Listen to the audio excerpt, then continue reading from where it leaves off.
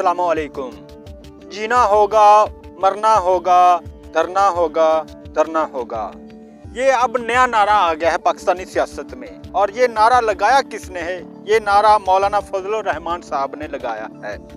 मौलाना फजलुर रहमान साहब से कोई पूछे क्या इन्हें अब तक अकल नहीं आई कि जब इन्होंने सदर पाकिस्तान के लिए पीपल्स पार्टी से वोट मांगे तब पीपल्स पार्टी ने इन्हें इनकार कर दिया। अब इनकी अपनी पार्टी का एक रुकन डिप्टी चेयरमैन सेनेट के लिए अपने कागजात नामजदगी जमा करवाता है, लेकिन पीपल्स पार्टी इस बार फिर इन्हें मामू बना देती है।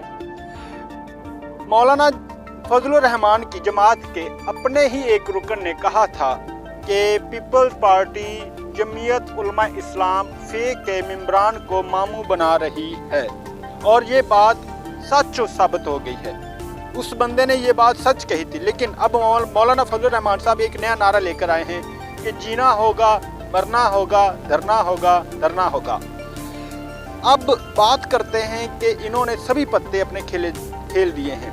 इन्होंने अपने शतरंज के आखिरी घोड़े तक की सरबाजी लगा दी है, लेकिन जब इन्होंने 2018 के इलेक्शन हुए और पीटीआई जमात ने अक्सरियत सीटें जीत ली और इमरान खान मुल्क के वज़ीर आज़म बन गए, तो पीपल्स पार्टी और नून लीग के मुंह से हैरान और परेशानी और उनके चेहरों पर ये तमाम तासुरात हमें दिखाई दिए और वो हैरान परेशान शशदर रह गए कि अब क्या करें। ऐसे में सबसे पहली जो शख्सियत थी वो मौलाना फजलुर रहमान ही की थी, जिन्होंने फौरन से भी पहले ये कह दिया था कि ये इलेक्शन रिग्ड इलेक्शन है, हम इन इलेक्शन के नतायज को नहीं मानते, और उन्होंने कहा कि हम इस्तीफ़े देकर बाहर आएंगे, हम असम्बली को नहीं मानते और हम ऐवान में नहीं जाएंगे। अब कोई मौलाना फजलुर रहमान साहब से पूछे कि भाई आपके पास तो एक सीट भी नहीं है, आप तो किसी भी तरह के ऐवान में नहीं जा सकते और आपको तो ऐवान ने एक्सेप्ट ही नहीं किया, तो आप ऐवान में जाएं या ना जाएं तो ऐवान को कोई फ़र्क नहीं पड़ता।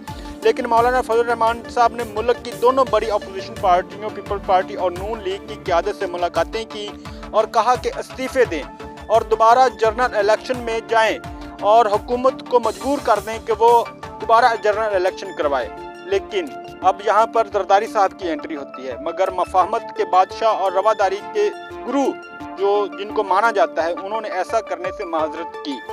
ताहम मौलाना साहब ने कहा कि थोड़ा वेट करते हैं। बहरहाल ऑल पार्टीज़ कॉन्फ्रेंसेस हुई और मामलात धरने तक गए, मगर मौलाना के साथ जो इत्तेहादी थे और जो उनकी इत्तेहादी जमातें थी, उन्होंने मौलाना साहब को हाथ कर दिया और उन्होंने मौलाना साहब की जो तहरीक थी उसको नाकाम बना दिया।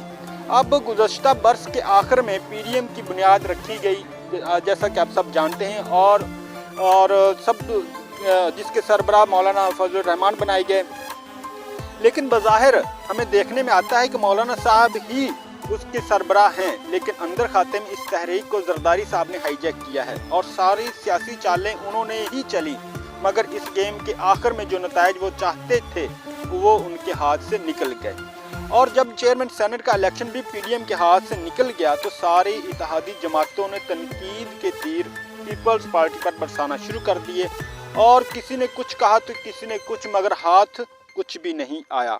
लिहाजा अब पीडीएम का जो गठजोड़ है और ये करप्शन पार्टी जो है, इसका सरबराही अजलास रखा गया है, जिसके मुतल्लक बहुत सारे तज्ज़ियाकारों का ये कहना है कि जो मीडिया में खबरें गर्दिश कर रही हैं उनके मुताबिक मौलाना फजलुर रहमान साहब अब जारहाना सियासत करने का इरादा रखते हैं, और मौलाना ये भी कहते हैं कि अब इस्तीफ़े जमा कराएंगे और इसके बाद इस्लामाबाद की तरफ लॉन्ग मार्च किया जाएगा, क्योंकि अगर अब भी हम इस्तीफ़े देकर ऐवान से बाहर नहीं निकलते तो मामलात ठीक नहीं होंगे।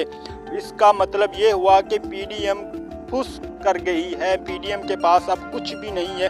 अब आवाम को ये सोचना है क्या वो अपने इन लुटेरों चोरों की करप्शन को बचाने के लिए इन लुटेरों चोरों के बच्चों के पीछे आएंगे, ये आवाम ने अब सोचना है। अब ये आवाम पर जिम्मेदारी आयद होती है, क्या वो करप्शन बचाओ मुहिम में निकलेंगे या इन लुटेरों चोरों डाकुओं को पकड़ने के लिए हुकूमत का साथ देंगे।